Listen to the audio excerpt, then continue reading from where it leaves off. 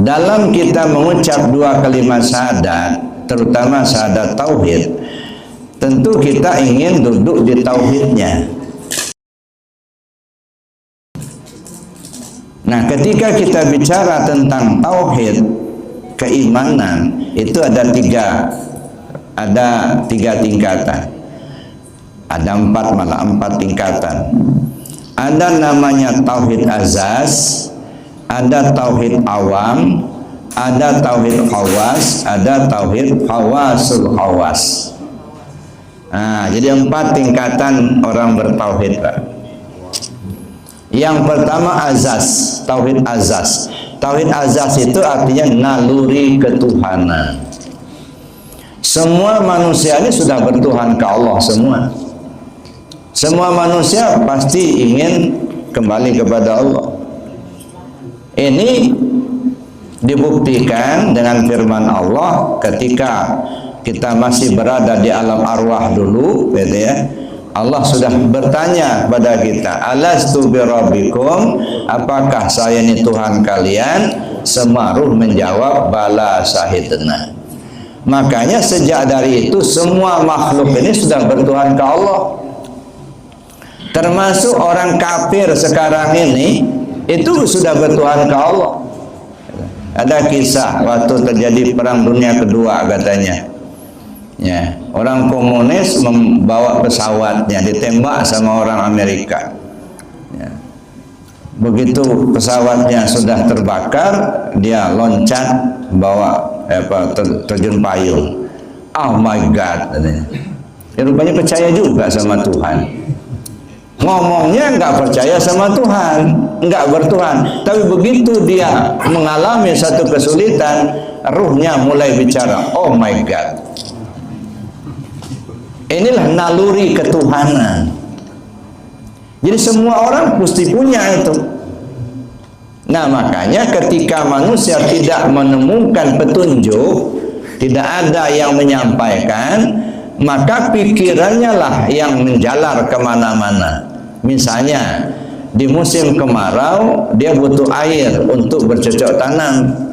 Dia sendiri tidak bisa menurunkan hujan. Akhirnya dia meminta kepada yang dia anggap punya kekuatan. Dia melihat matahari punya kekuatan, dia minta sama matahari.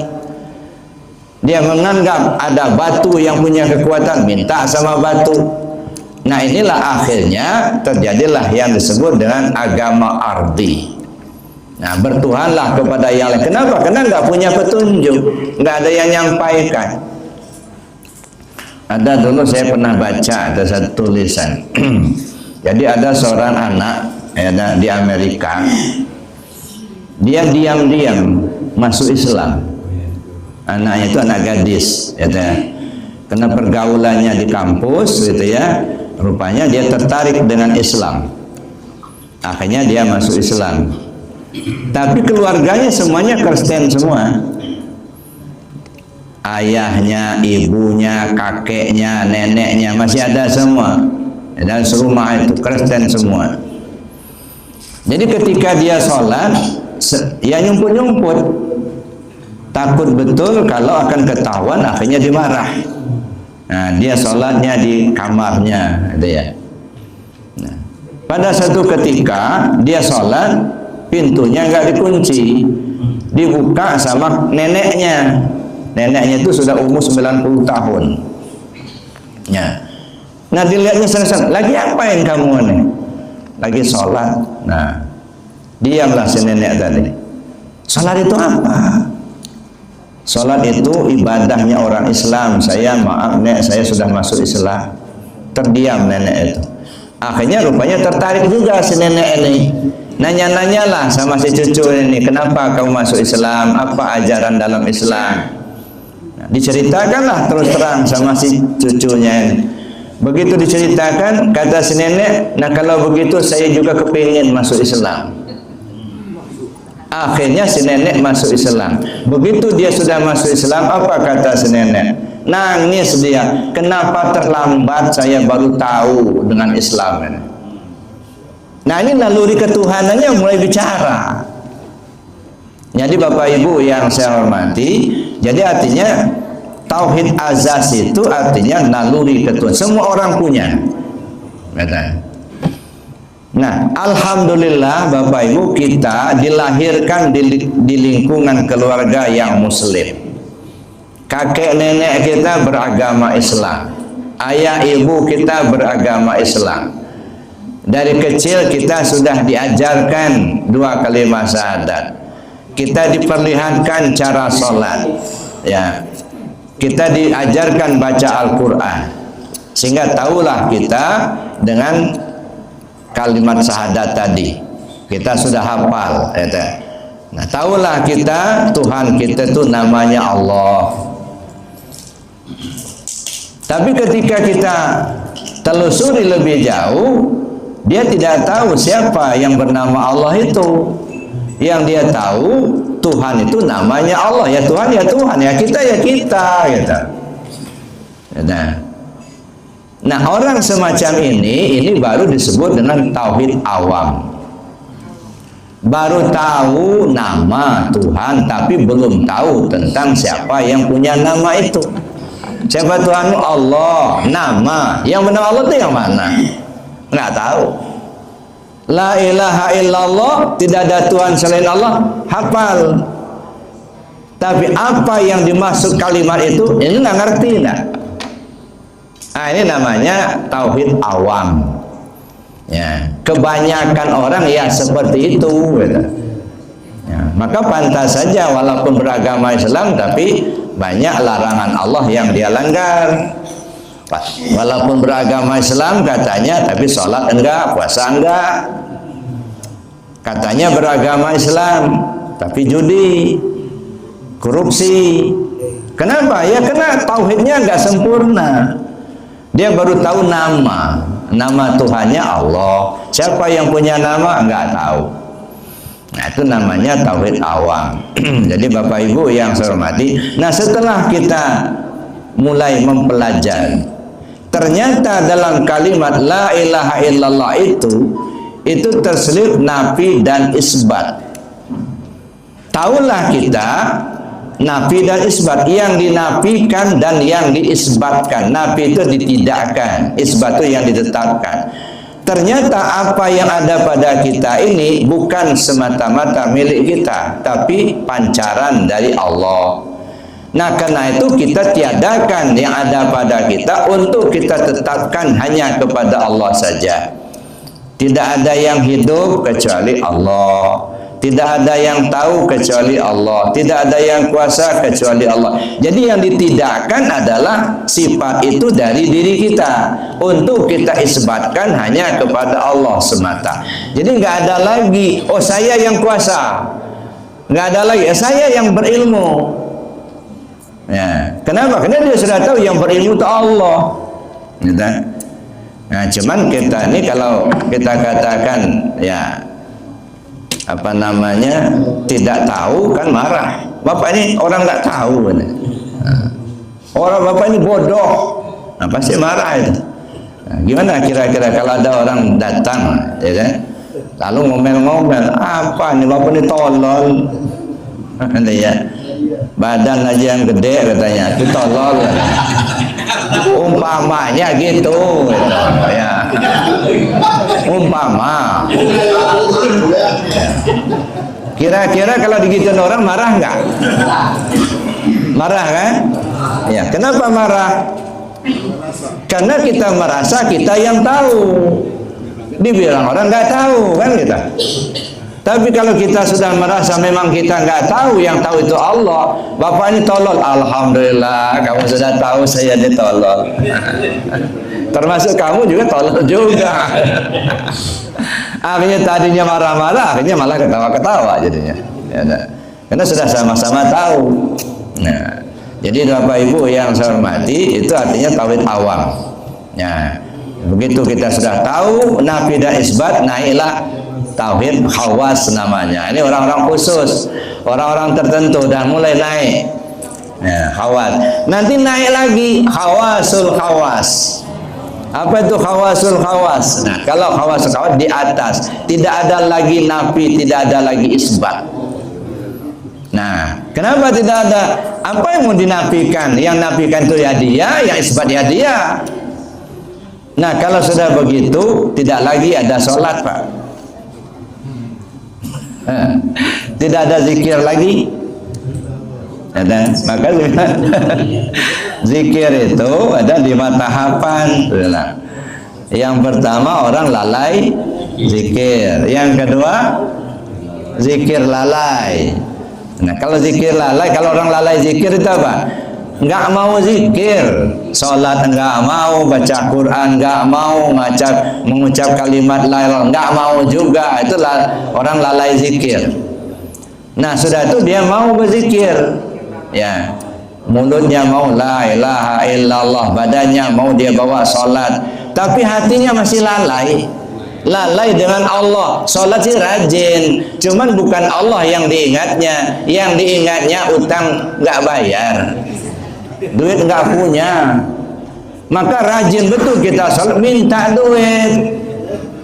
Rajin betul sholatnya supaya apa? Jabatan naik. Itu yang diingat, bukan Allah yang diingat. Yang diingatnya itu barang yang dia nggak punya. Misalnya duitnya nggak punya, dia rajin betul sholatnya supaya jabatan naik. Allahnya mana? Nggak diingat. Ini orang yang zikir lalai. Sudah zikir zahirnya, tapi hatinya lalai. Naik lagi setingkat orang yang zikir ingat hati ke Allah. Nah, kalau sudah ingat hati ke Allah, yang lainnya sudah nggak keingat, Pak. Dia sholat bukan karena minta duit, enggak, karena ingat Allah. Bukan ingat kena surganya, bukan ingat kena pahala, enggak.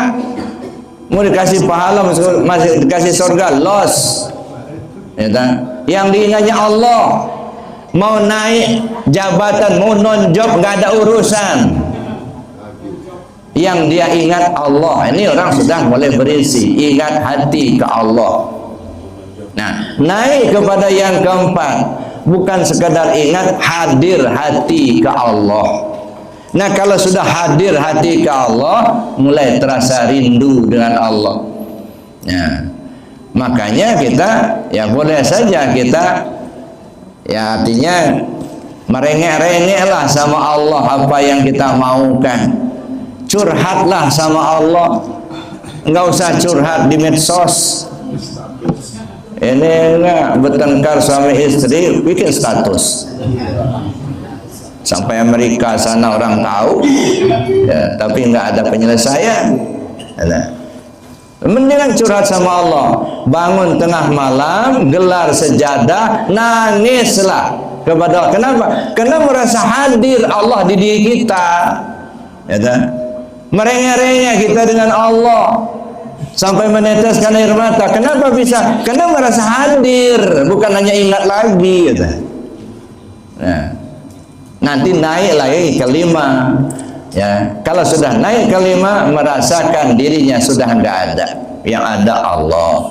Nah, kalau sudah nggak ada, dia nggak zikir lagi. Maksud tidak zikir lagi bukan tidak ngamalkan zikir, Pak. Tidak merasa kalau kita yang zikir. Dia tidak sholat lagi, bukan berarti tidak mengerjakan sholat. Sholat tetap dikerjakan, cuman tidak merasa kalau kita yang sholat. Ya, karena yang punya alat itu Allah, Pak. Kita bisa berdiri dengan kuasanya Allah, kita bisa melihat dengan basornya Allah, kita bisa mendengar samanya Allah, kita tahu baca ini itu ilmunya Allah. Yang punya kita mana? Nggak ada. Ya, berarti yang berbuat itu siapa itu? Ya Allah itulah. Ini yang disebut dengan al-abid wal ma'bud wahid. Yang disembah dan yang nyembah ya dia itulah. Ya. Az-zakir wal mazkur. Yang mengingat ya yang dia yang diingat itulah. Yang nyebut ya yang dia yang disebut itulah. Itu kalau sudah sampai ke makomnya, ya, sampai ke atas. Bapak Ibu yang saya hormati, itu kita kembali ke pokok persoalan. Itu artinya tauhid khawas. Kemudian tauhid khawasul khawas tadi yang terakhir itu artinya sudah tidak ada nafi, tidak ada isbat. Nah, kalau sudah duduk di situ tidak ada lagi Muhammad Rasulullah. Nah, kenapa? Karena Muhammad itu sifatnya Allah, ya kan? Zatnya Allah itu zat, Muhammad itu sifat, ya kan? Nah, sampai kepada sholat juga begitu. Nanti kita kaji lebih jauh tentang sholat.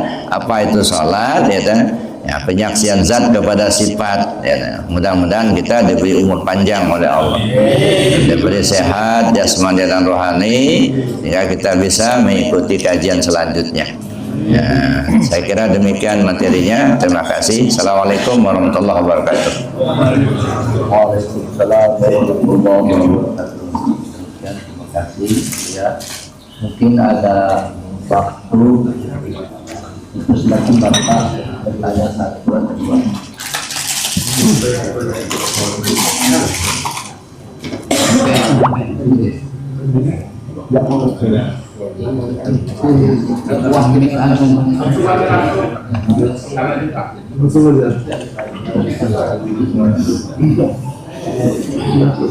Baik, assalamualaikum warahmatullahi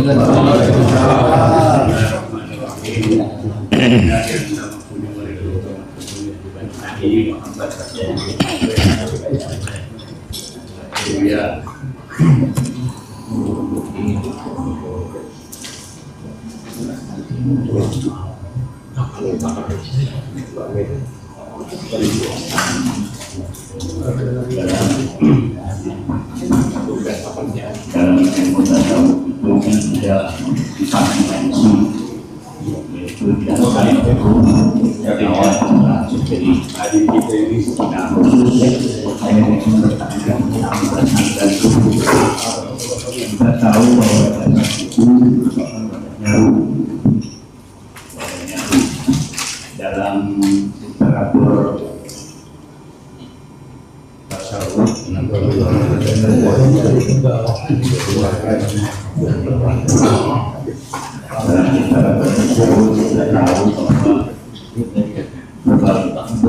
jenis-jenis pada produk pertama ini, kemudian wali, kemudian Rasul dan kudus. Ini saya tanyakan dan tolong sampaikan keterangan tentang hukum ini.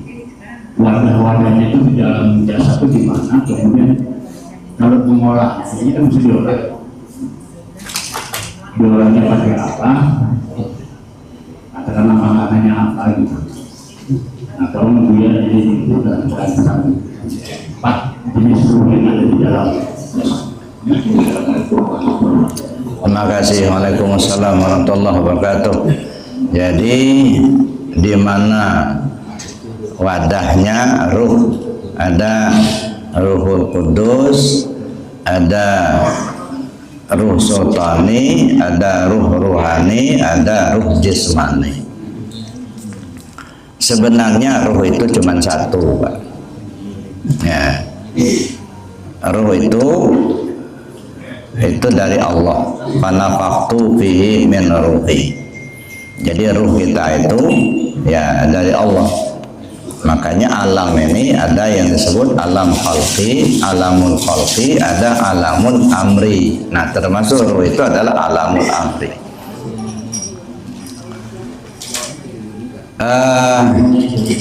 Saya ambil tamsil dulu, Pak ya. Kapas itu namanya kapas, dipintal menjadi benang.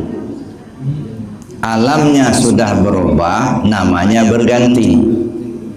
Tidak lagi disebut kapas, tapi orang sebut benang. Padahal sebenarnya benang itu ya kapas itulah. Benang disulam menjadi kain. Alamnya sudah berubah, namanya berganti. Tidak lagi disebut benang, tapi sudah disebut kain. Sebenarnya kain itu ya benang itulah. Benang itu ya kapas. Kain dijahit menjadi baju. Alamnya berubah, nggak lagi disebut kain, tapi sudah baju kata orang. Namanya berubah. Padahal baju itu ya kain, kain itu ya benang, benang itu ya kapas. Cuman alamnya saja yang berbeda. Nah, sekarang kita kembali ke ruh. Nah, ketika berada di alam lahut, Ini alam, ya, tempat kita pertama, alam lahud. Ruh kita itu bernama Ruhul Kudus. Ini tempat kumpulnya ruh di alam lahud. Ya. Mana yang alam lahud di diri kita? Ya, rahasia pada kita. Nah, semua kita kan ada rahasia itu. Bukan rahasia nggak boleh disampaikan sama tetangga, bukan. Rahasia yang dimasukkan di sini zat yang menghidupkan ruh itu. Ada. Itu yang disebut Ruhul Kudus, ya, di alam lahud. Kemudian diturunkan lagi, summa radadnahu asfala safilin. Kami turunkan ke tingkat yang lebih rendah. Diturunkan ke alam berikutnya yang disebut dengan alam Jabarut. Ruh kita berganti nama, namanya Ruh Sultani. Ya kan? Itulah nyawa pada kita. Itu Ruh Sultani. Turun lagi ke alam berikutnya disebut alam Malakut. Ruh kita ganti nama lagi, namanya ruh ruhani. Alamnya itu yang disebut hati. Ya. Turun lagi ke alam berikutnya disebutlah ruh jismani. Alamnya sudah berbeda lagi, ya kan? Maka disebutlah ruh itu namanya ruh jismani. Tempatnya jasmani. Nah, ini jasmani. Nah, jasmani itu baju dari mani. Nah, tempatnya ruh tadi. Inilah yang disebut dengan alam nasut atau alam dunia. Jadi ada alam lahud, alam jabarut, alam malakut, dan alam nasut. Alam lahud rahasia pada kita. Alam jabarut nyawa pada kita. Alam malakut hati pada kita. Alam nasut tubuh pada kita. Nah, jadi ada sini semua itu. Nah, sekarang ini ya kita berada di alam nasut, alam dunia yang kita pakai baju ini. Maka saya katakan tadi tubuh ini adalah pakaian ruh untuk hidup di dunia. Kalau nggak ada tubuhnya, ya nggak kelihatan hadir apa enggak dia, nggak kelihatan. Nah, maka kita katakan ada, kenapa ada tubuhnya. Jadi sekali itu, Pak. Jadi untuk mengolahnya pakai apa? Ada dua. Yang pertama dengan zikir, yang kedua dengan ilmu. Amaliyah dan amaliyah. Ya. Kalau zikir saja dia membersihkan hati tapi tidak begitu paham. Ya, lambat. Nah, ibarat kita pokoknya beramal aja gitu ya, tapi nggak ngerti, nggak paham, khawatir salah jalan. Ya, karena kita nggak ngerti alamatnya di mana, mau kemana apa, pokoknya jalan aja nggak ngerti entah kemana. Nah, maka diperlukan kita mengkaji, memahami. Tapi paham saja tapi tidak beramal, anak nyampai juga. Paham betul kita kalau ke Jakarta itu naik mobil, naik bis dari Raja Basa, nanti kita ke Bakau. Sampai di Bakau naik kapal ke Merak. Dari Merak naik mobil lagi ke Rambutan. Dari Rambutan naik angkot nomor sekian sampailah di rumah. Cuma nongkrong aja di Bandar Lampung, nyampe apa enggak? Ya enggak, khayal namanya itu. Jadi orang yang ngaji tapi tidak berzikir, tidak beramal, ya sama aja menghayal itu. Merasa sudah jadi Tuhan, sholat enggak lagi gitu. Nah, ini sudah enggak benar. Ya, maka dua-duanya harus jalan, Pak. Amaliyah kita jalankan karena itu kerja tubuh. Pahamnya kita kaji supaya kita mengerti. Mulut kita ngomong la ilaha illallah, tahu kita mana yang disebut kalimat la ilaha illallah itu. Nah, ternyata diri kita inilah la ilaha illallah itu. Nah, karena di situ terhimpun sifat 20 di situ yang ada pada diri kita. Nah, itu makanya dua-duanya kajian kita pahami, amaliyah zikir kita amalkan. Ya, nah, makanya saya katakan zikir itu bukan kewajiban. Nah, tapi kebutuhan. Cuma banyak manusia seolah merasa enggak butuh, kata.